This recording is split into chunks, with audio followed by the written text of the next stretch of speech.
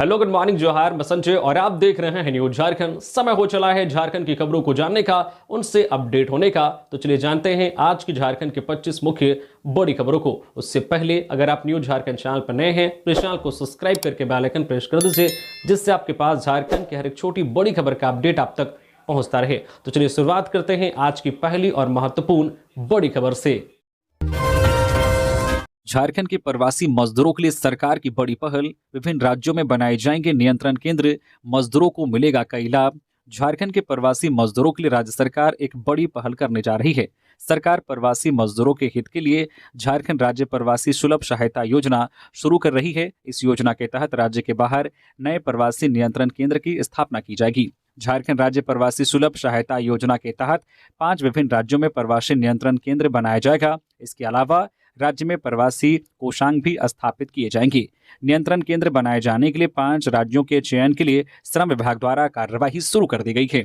5 विभिन्न राज्यों में बनने वाले यह नियंत्रण केंद्र झारखंड के प्रवासी मजदूरों के हित में काम करेगा। नियंत्रण केंद्र की सहायता से प्रवासी मजदूरों को सरकारी योजनाओं का लाभ दिलाया जाएगा। इसके अलावा अगर कभी प्रवासी मजदूरों के साथ कोई दुर्घटना होती है तो उस परिस्थिति में राहत देने का काम करेगा। श्रम विभाग ने मुख्यमंत्री हेमंत सोरेन के निर्देश पर मुख्यमंत्री झारखंड अंतर्राष्ट्रीय प्रवासी श्रमिक अनुदान योजना भी तैयार की है। इस योजना के तहत विदेशों से मुक्त कराए श्रमिकों और विदेश में मृत श्रमिकों के पार्थिव शरीर को उनके पैतृक गांव पहुंचाया जाएगा। इस दौरान श्रमिकों को वापस लाने में रेल या वायुसेना पर होने वाला पूरा खर्च राज्य सरकार उठाएगी। बोकारो में नक्सली एनकाउंटर के बाद फिर मिली पुलिस को बड़ी सफलता। महिला समेत 2 नक्सलियों को किया गिरफ्तार। बोकारो जिले के गोमिया इलाके में सोमवार को सुरक्षा बलों ने एनकाउंटर में 8 नक्सलियों को ढेर कर दिया था। इस एनकाउंटर में 1 करोड़ का इनामी नक्सली भी मारा गया था। इधर मंगलवार को सुरक्षा बलों ने एक महिला सहित 2 नक्सलियों को धर दबोचा है। गिरफ्तार 2 नक्सलियों में से एक घायल अवस्था में इलाज करवाते पकड़ा गया है। सर्च अभियान के दौरान सुरक्षा बलों ने महिला नक्सली अनीता और नक्सल कैडर दयानंद को गिरफ्तार कर लिया है। सोमवार को हुए एनकाउंटर में कई नक्सलियों के घायल होने की बात सामने आई थी। इसके बाद सुरक्षा बलों ने मुठभेड़ स्थल के आसपास कई किलोमीटर तक सघन सर्च अभियान चलाया।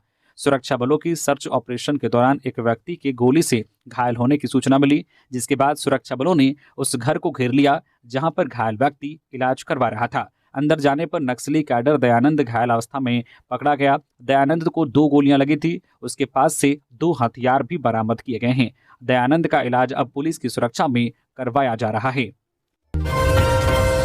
जम्मू कश्मीर में पुलवामा के बाद सबसे बड़ा हमला, 27 मौतें। आतंकियों ने टूरिस्ट के नाम पूछकर गोली मारी। नेपाल यूएई के 2 टूरिस्ट मारे गए। जम्मू कश्मीर में 2019 के पुलवामा अटैक के बाद सबसे बड़ा आतंकी हमला हुआ है। आतंकियों ने मंगलवार को पर्यटकों पर फायरिंग की, जिसमें 27 लोगों की मौत हो गई। मरने वालों में एक यूएई और एक नेपाल का पर्यटक और 2 स्थानीय नागरिक शामिल हैं। बाकी पर्यटक यूपी, गुजरात, महाराष्ट्र, कर्नाटक, तमिलनाडु और ओडिशा के हैं। घटना मंगलवार दोपहर करीब 2:45 पर पहलगामा के बैसारन घाटी में हुई। मीडिया रिपोर्ट्स के मुताबिक आतंकियों ने यूपी से आए शुभम द्विवेदी से नाम पूछा और फिर उसके सिर में गोली मार दी। शुभम की 2 महीने पहले ही शादी हुई थी। वो हनीमून पर यहां आया था। आतंकियों ने दूसरे पर्यटकों पर फायरिंग करते हुए भाग निकले।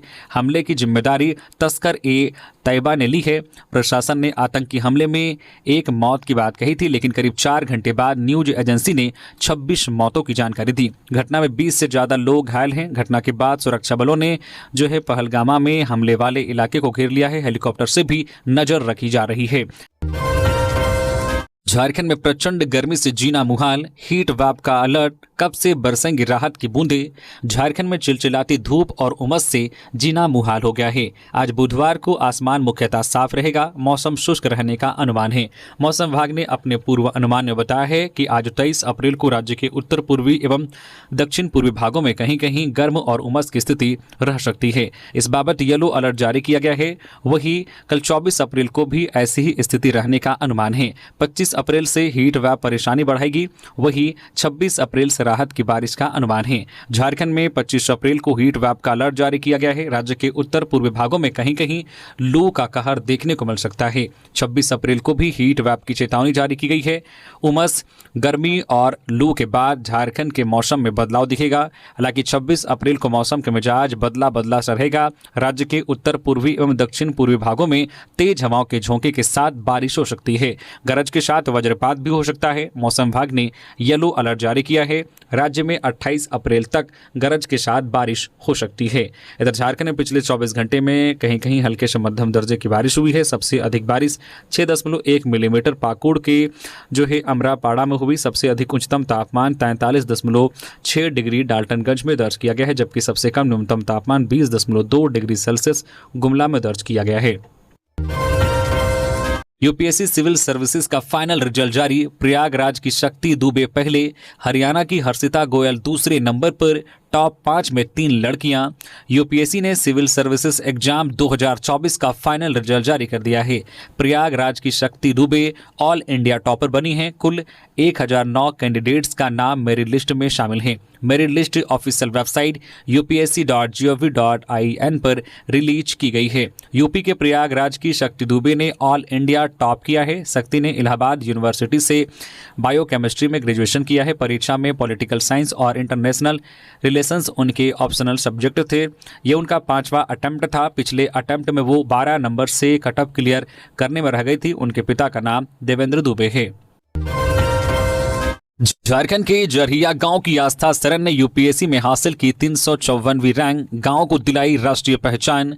झारखंड के एक छोटे से गांव जरहिया की बेटी आस्था सरन ने संघ लोक सेवा आयोग यूपीएससी की सिविल सेवा परीक्षा 2024 में 354वीं रैंक हासिल कर पूरे राज्य को गौरवान्वित किया है।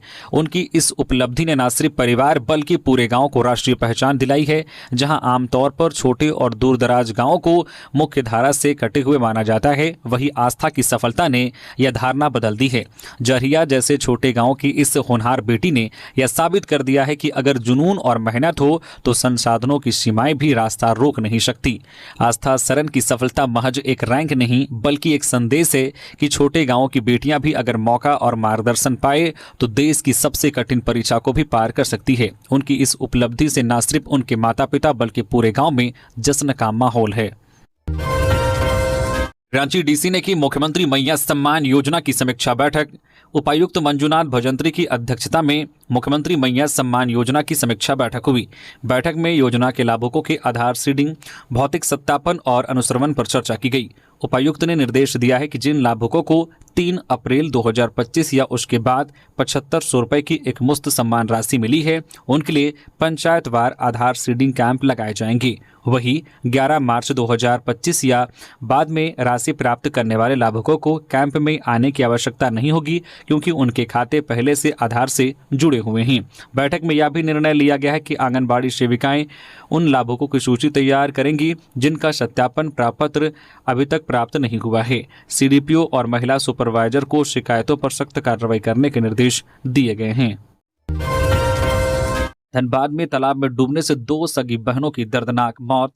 धनबाद जिले के बरवाडा थाना क्षेत्र के अंतर्गत लोहार बरवा गांव के पास मंगलवार की दोपहर को खेलते समय 2 मासूम बच्चियां तालाब में डूब गई, जिससे उनकी जान चली गई। मृतकों की पहचान लोहार बरवा निवासी स्वीटी जो कि 7 वर्ष की थी और राधा जो 8 वर्षीय के रूप में पहचान हुई है। दोनों बच्चियां सगी बहनें थी। घटना की जानकारी मिलते ही बच्चों के परिजन तुरंत हरकत में आए और उन्हें इलाज के लिए धनबाद के Shaheed Nirmal Mahato medical college and hospital ले जाया गया। हालांकि अस्पताल पहुंचने पर चिकित्सकों ने दोनों बच्चियों को मृत घोषित कर दिया।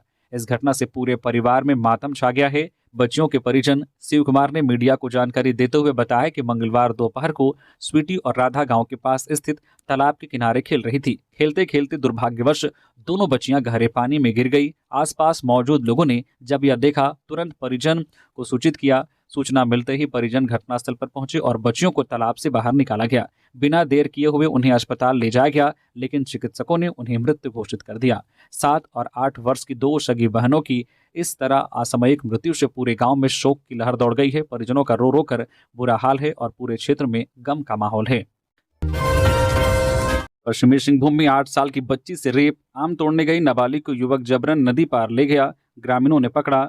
पश्चिमी सिंहभूम के सोनवा में एक दिल दहला देने वाली घटना सामने आई है। सोमवार शाम को एक 8 वर्षीय बच्ची आम बागान में आम तोड़ने गई थी। सारंडिया पोश गांव के 30 वर्षीय सीताराम गिलवा ने बच्ची को अकेला देखा। आरोपी बच्ची को जबरन उठाकर नदी पार ले गए। वहां उसने नाबालिग के साथ दुष्कर्म किया। बच्ची की चीख सुनकर ग्रामीण मौके पर पहुंचे। उन्होंने बच्ची को बचाया और आरोपी को पकड़ लिया। ग्रामीणों ने पहले आरोपी की जमकर पिटाई की, फिर पुलिस को सूचना दी और उसे पुलिस के हवाले कर दिया। सोनवा पुलिस ने आरोपी के खिलाफ भारतीय न्याय संहिता की धारा 65(2) और पॉक्सो एक्ट की धारा 4(8) के तहत मामला दर्ज किया। मंगलवार को आरोपी को जेल भेज दिया गया। अडानी एसीसी सीमेंट फैक्ट्री में फिर उठा बहाली का मुद्दा, सांसद ने दी 24 अप्रैल को बंदी की चेतावनी। धनबाद स्थित अडानी एसीसी सीमेंट फैक्ट्री में वर्ष 2020 में हटाए गए 20 अस्थायी और 2 स्थायी कर्मचारियों की पुनर्बहाली की मांग एक बार फिर जोर पकड़ रही है। इससे लेकर एटेक से जुड़ी यूनाइटेड कोल वर्कर्स यूनियन के केंद्रीय सचिव और धनबाद के सांसद ढुल्लू महतो ने 9 अप्रैल को फैक्ट्री के प्लांट निदेशक को एक ज्ञापन सौंपा। ज्ञापन में सांसद महतो ने साफ कहा है कि 23 अप्रैल तक सभी बर्खास्त कर्मियों को फिर से काम पर लिया जाए। उन्होंने चेतावनी दी है कि यदि इस समय सीमा तक कोई ठोस कदम नहीं उठाया गया तो 24 अप्रैल को फैक्ट्री के संचालन को पूरी तरह से ठप कर दिया जाएगा। सांसद ने यूनियन और पार्टी कार्यकर्ताओं को निर्देश दिया है कि 24 अप्रैल की प्रस्तावित बंदी को पूरी तरह से सफल बनाया जाए। इससे फैक्ट्री प्रबंधन और यूनियन के बीच तनाव की स्थिति बनती दिख रही है और संभावना है कि आने वाले दिनों में यह विवाद और भी गहराएगा। देवेंद्र नाथ महतो की डीसी से मांग, बीट संख्या के आधार पर हो चौकीदार बहाली वरना आंदोलन। झारखंड गठन के 25 साल बाद पहली बार चौकीदार के रिक्त पदों पर बहाली प्रक्रिया शुरू की गई है, लेकिन रांची जिले में इस प्रक्रिया को लेकर गंभीर अनियमितताओं के आरोप लगने लगे हैं। इन्हीं शिकायतों को लेकर जेएलकेएम के केंद्रीय वरीय उपाध्यक्ष एवं पूर्व लोकसभा प्रत्याशी देवेंद्र नाथ महतो ने उपायुक्त मंजूनाथ भजंत्री के नाम ज्ञापन सौंपा। महतो ने यह ज्ञापन रांची के जिला नजारत उप समाहर्ता डॉक्टर सुरेश कुमार को सौंपा और नियुक्ति प्रक्रिया में पारदर्शिता की मांग की। उन्होंने कहा कि विज्ञापन संख्या 1/2024 के तहत रांची जिले में चौकीदार के रिक्त पदों के लिए आवेदन मांगे गए थे। स्क्रूटनी के बाद 6564 आवेदकों को योग्य पाया गया, जिनकी लिखित परीक्षा 27 अप्रैल को आयोजित की जानी है। इसके लिए राजधानी रांची में 14 परीक्षा केंद्र बनाए गए हैं। हालांकि कई आवेदकों के प्रवेश पत्र या तो डाउनलोड नहीं हो रहे हैं या उनमें त्रुटियां पाई जा रही है। महतो ने दावा किया है कि परीक्षा प्रक्रिया में सेटिंग गेटिंग की शिकायतें भी सामने आ रही है। उन्होंने यह भी स्पष्ट किया है कि चौकीदार बहाली में स्थानीयता का ध्यान रखते हुए बीट संख्या के आधार पर खतियानधारी मूल झारखंडियों को ही नियुक्त किया जाए। यदि ऐसा नहीं हुआ तो संगठन आंदोलन करने के लिए बाध्य होगा। महतो ने प्रशासन से मांग की है कि सभी योग्य आवेदकों का प्रवेश पत्र समय से निर्गत किया जाए और सभी तकनीकी त्रुटियों को परीक्षा से पहले ही सुधार लिया जाए। संजय सेठ ने बालू के अवैध कारोबार पर लगाम लगाने को मुख्य सचिव से की टास्क फोर्स का गठन करने की मांग। केंद्रीय मंत्री संजय सेठ ने मुख्य सचिव झारखंड को पत्र लेकर रांची सहित दूसरे हिस्सों में हो रहे बालू के अवैध कारोबार पर रोक लगाने की मांग की है। इस मामले में अविलंब राज्य स्तरीय टास्क फोर्स के गठन की भी मांग की है। अवैध बालू कारोबारियों पर कठोर कानूनी कार्रवाई करने की भी अपील की गई है। संजय सेठ ने चिंता जताते हुए कहा है कि बालू के अवैध कारोबार के कारण नदियों और उन पर बने पुलों के अस्तित्व पर भी संकट है। मामला सिर्फ नदियों से बालू के कारोबार तक का नहीं है, या प्रकृति के साथ भी छेड़छाड़ का है। अवैध बालू कारोबारियों के हौसले इतने बुलंद हैं कि वे अधिकारियों तक को अपने निशाने पर ले रहे हैं। रांची के एसडीओ उत्कर्ष कुमार और जिला खनन पदाधिकारी को भी उन्होंने पिछले दिनों कुचलने का प्रयास किया था। अखबारों में खबर भी छपी थी, पर प्रशासनिक स्तर पर कोई ठोस कदम नहीं उठाया गया। बालू के अवैध कारोबार के कारण आम लोगों को उचित दर पर बालू नहीं मिल पा रहा है। इसके लिए इतनी राशि का भुगतान करना पड़ रहा है जो उनकी हैसियत से बाहर होता है।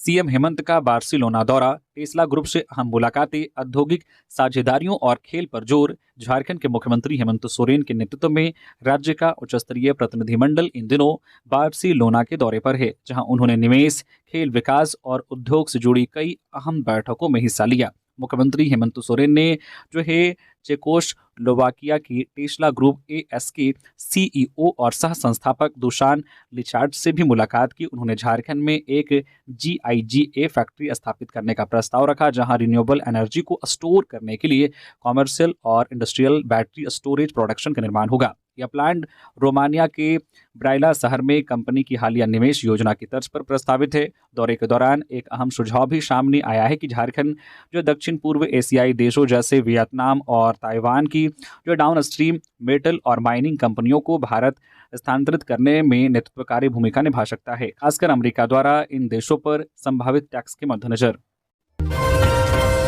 न्यूज़पेपर बेचने वाले के बेटे ने क्रैक किया यूपीएससी। बोकारो के राजकुमार ने किया कमाल। जमशेदपुर के ऋत्विक को मिले 115वीं रैंक। यूपीएससी ने सिविल सर्विस एग्जाम 2024 का फाइनल रिजल्ट जारी कर दिया है। कुल 1009 कैंडिडेट्स का नाम मेरिट लिस्ट में शामिल है।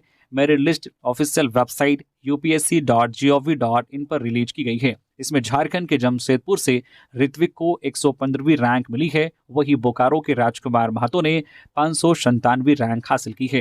राजकुमार महतो के पिता अखबार बेचते हैं। वो चास प्रखंड स्थित तियाड़ा गांव में रहते हैं। वही ऋत्विक लोयाला स्कूल जमशेदपुर के जो है पूर्व छात्र रहे हैं। उन्होंने यूपीएससी 2023 भी क्रैक किया था और आईपीएस के लिए चुने गए थे। फिलहाल वो ट्रेनिंग कर रहे हैं। ऋत्विक ने अपनी प्रारंभिक पढ़ाई लोयाला स्कूल से की है। इसके बाद दिल्ली विश्वविद्यालय के किरोड़ीमल कॉलेज से भूगोल से ग्रेजुएशन किया। उनके पिता अजय भागरके वन विभाग से रिटायर हुए हैं। राजकुमार महतो एक साधारण परिवार से आते हैं। उनके पिता रामपद महतो का भी दर्जी का काम करते थे, लेकिन आर्थिक तंगी के कारण बाद में उन्होंने अखबार बेचने लगे। तमाम कठिनाइयों के बावजूद उन्होंने अपने बेटे को पढ़ाने का सपना नहीं छोड़ा। राजकुमार ने बताया है कि उनकी +2 तक की पढ़ाई चास स्थित जो है जीजीपीएस स्कूल से हुई है। इसके बाद दिल्ली विश्वविद्यालय के रामजस कॉलेज से स्नातक और इग्नू से एमए की पढ़ाई पूरी की है। हजारीबाग में हाथियों का आतंक। स्कूल और घरों में तोड़फोड़। 1.5 क्विंटल चावल खाया। ग्रामीणों ने रात भर जागकर बचाई जान। हजारीबाग जिले में हाथियों का झुंड आतंक मचा रहा है। बरकट्ठा और बर्री प्रखंड में पिछले 2 दिनों से 20 से 25 हाथियों का झुंड आबादी वाले क्षेत्र में घुस गया है। बरकट्ठा के छुथरी कटिया स्थित उत्क्रमित मध्य विद्यालय में हाथियों ने सबसे ज्यादा नुकसान किया है। हाथियों ने स्कूल का दरवाजा और खिड़कियां तोड़ दी। गोदाम में रखे 1.5 क्विंटल चावल खा गए और अन्य सामान को भी नष्ट कर दिया है।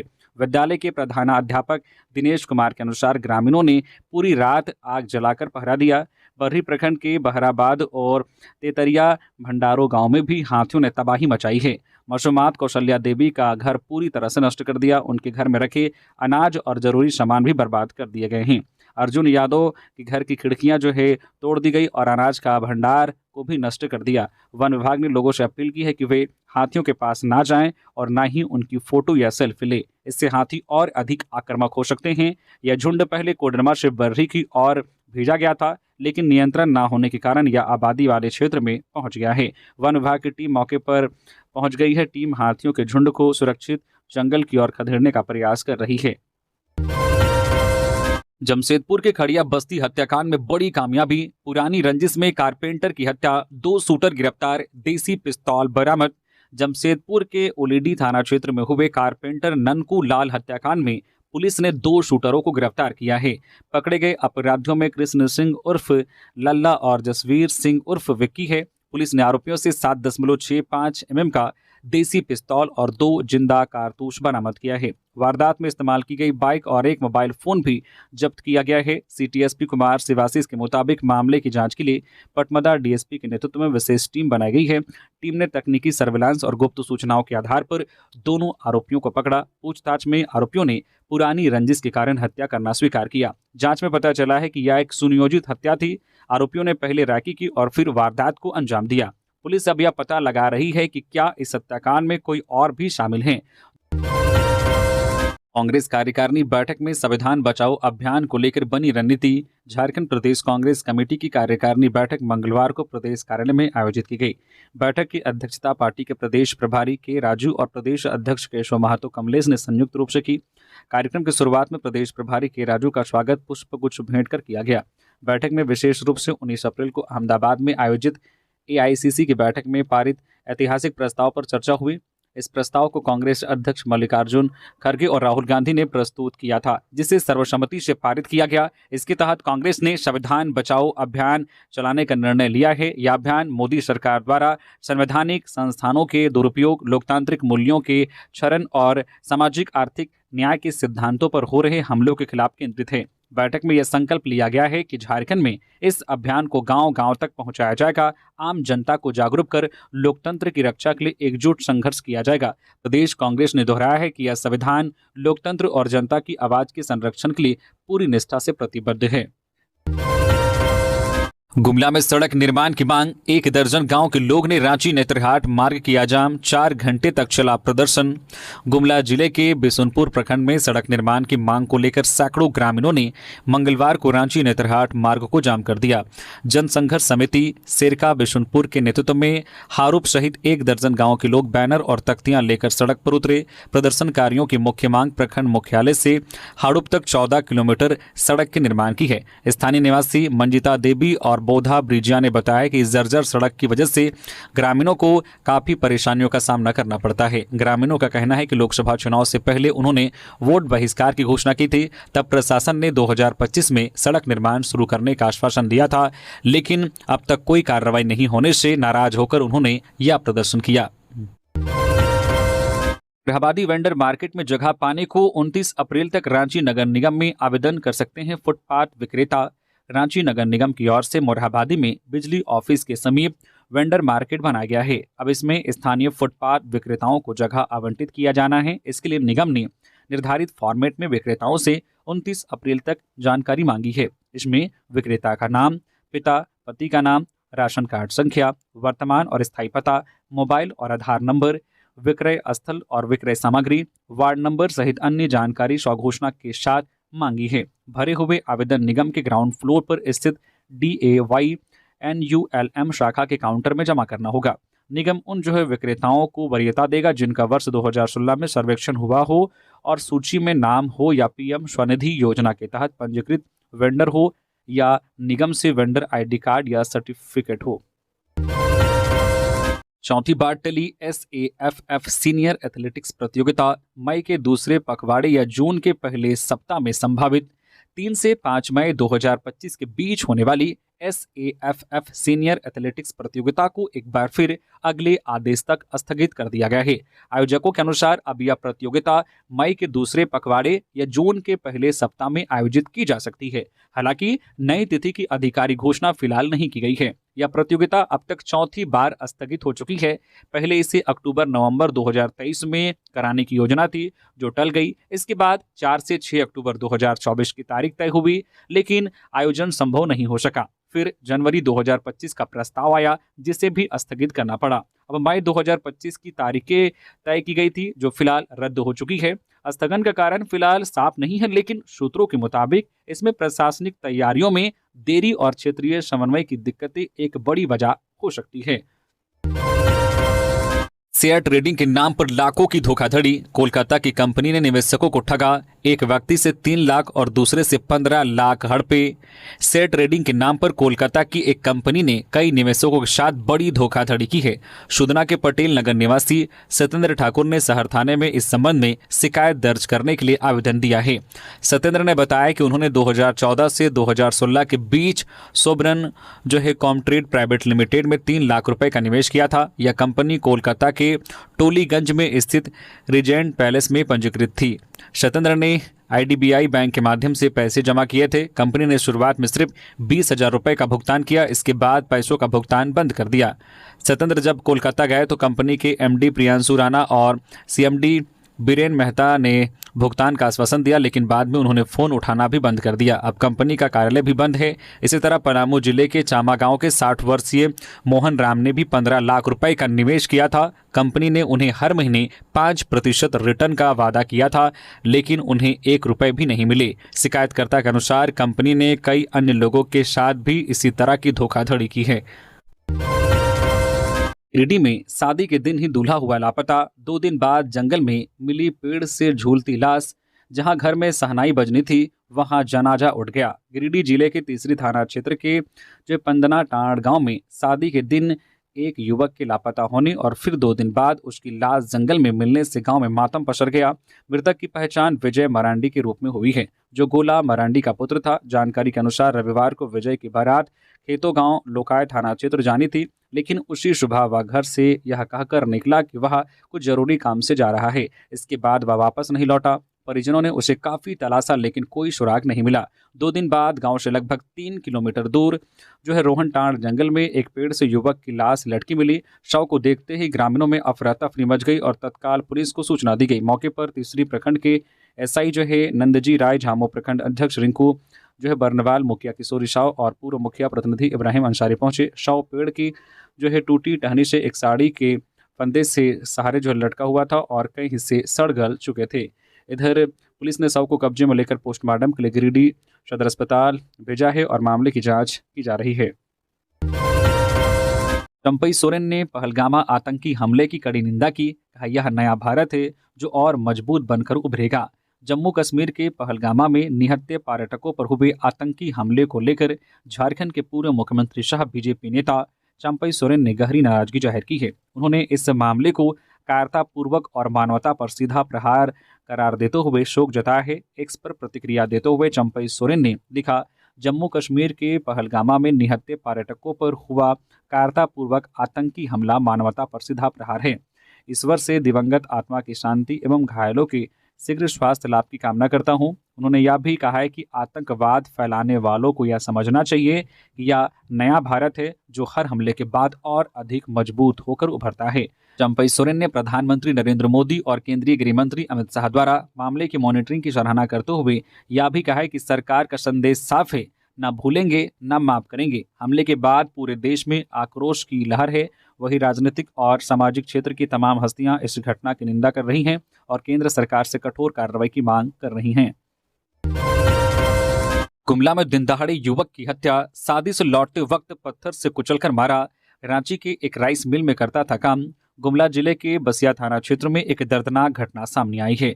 लोटवा गांव के 35 वर्षीय विनोद गोप की अज्ञात लोगों ने पत्थर से कुचलकर हत्या कर दी। विनोद रविवार को मजकीरा गांव से एक शादी समारोह में भाग लेने कोलेबिरा गए थे। वे जोगोटोली निवासी बिरसा मुंडा की बोलेरो गाड़ी से यात्रा कर रहे थे। सोमवार दोपहर करीब 12 बजे वापस लौटने के बाद जोगोटोली में गाड़ी छोड़कर पैदल अपने घर जा रहे थे। दोपहर 12:30 बजे बनागुट्टू बाजार टांड से कुछ आगे करंज पेड़ के पास अज्ञात अपराधियों ने उनकी हत्या कर दी। घटना की सूचना मिलते ही बसिया पुलिस मौके पर पहुंची। पुलिस ने शव को कब्जे में लेकर पोस्टमार्टम के लिए गुमला भेज दिया। इधर मंगलवार को पोस्टमार्टम के बाद शव परिजनों को सौंप दिया गया। विनोद रांची स्थित एक राइस मिल में काम करते थे। वे कुछ दिन पहले ही छुट्टी लेकर घर आए थे। उनके 2 छोटे बच्चे हैं। पुलिस हत्या के कारणों की जांच कर रही है। अभी तक यह स्पष्ट नहीं हो सका है कि किसने और किस कारण से इस घटना को अंजाम दिया है। नेशनल हेराल्ड केस में कांग्रेस का पलटवार, प्रवक्ता डोली शर्मा बोली, बीजेपी झूठ बोल रही, ईडी का दुरुपयोग कर रही सरकार। कांग्रेस की राष्ट्रीय प्रवक्ता डोली शर्मा ने नेशनल हेराल्ड मामले में भाजपा सरकार पर गंभीर आरोप लगाए हैं। धनबाद में जिला कांग्रेस कार्यालय में मीडिया से बातचीत के दौरान उन्होंने कहा कि भाजपा राजनीतिक प्रतिशोध के लिए ईडी का इस्तेमाल कर रही है। डोली शर्मा ने स्पष्ट किया है कि यंग इंडिया एक नॉट फॉर प्रॉफिट कंपनी है। एसोसिएट जनरल्स लिमिटेड की संपत्तियों पर किसी का व्यक्तिगत दावा नहीं है। इन संपत्तियों को ट्रांसफर भी नहीं किया जा सकता। उन्होंने कहा है कि इस मामले में किसी तरह की मनी लॉन्ड्रिंग नहीं हुई है। भाजपा नेता सुब्रमण्यम स्वामी द्वारा मोदी के खिलाफ बोलने के बाद ही सरकार ने यह मामला दोबारा खोला है। कांग्रेस प्रवक्ता ने बताया है कि नेशनल हेराल्ड की स्थापना 1937 में स्वतंत्रता संग्राम के दौरान हुई थी। उन्होंने केंद्र सरकार पर स्कूली किताबों से स्वतंत्रता सेनानियों के योगदान को हटाने का आरोप भी लगाया। डोली शर्मा के अनुसार भाजपा देश के सामने मौजूद महत्वपूर्ण मुद्दों से जनता का ध्यान भटकाने की कोशिश कर रही है। कांग्रेस इस राजनीतिक साजिश का सीधे सामना करेगी और सत्य की जीत होगी। सिजुआ में धूल प्रदूषण से त्रस्त लोग सड़क पर उतरे। बीसीसीएल के मोदीडीह कोल डैम के सामने ग्रामीणों का प्रदर्शन। कोयला परिवहन से बढ़ी समस्या। धनबाद के बागमारा स्थित भारत कोकिंग कोल लिमिटेड के सिजुआ क्षेत्र में धूल प्रदूषण के विरोध में स्थानीय लोगों ने मंगलवार को प्रदर्शन किया। मोदीडीह कोल डैम के सामने हुए इस प्रदर्शन में महिलाएं, बुजुर्ग और युवा शामिल हुए। प्रदर्शनकारियों ने हाथों में झाड़ू और तख्तियां लेकर बीसीसीएल प्रबंधन के खिलाफ नारेबाजी की। स्थानीय लोगों का कहना है कि कोयला परिवहन के दौरान बिना ढके वाहनों से धूल उड़ती है। साथ ही ओवरबर्डन की कटाई से भी धूल की समस्या बढ़ी है। इससे लोगों को सांस लेने में परेशानी हो रही है। क्षेत्र में बीमारियां बढ़ रही है। एक स्थानीय महिला ने बताया कि रोज घर की सफाई करने के बावजूद धूल की मोटी परत जम जाती है। उन्होंने कहा कि अब घर भी सुरक्षित नहीं रहा है। ग्रामीणों ने चेतावनी दी है कि अगर बीसीसीएल ने जल्द कदम नहीं उठाया तो वे उग्र आंदोलन करेंगे।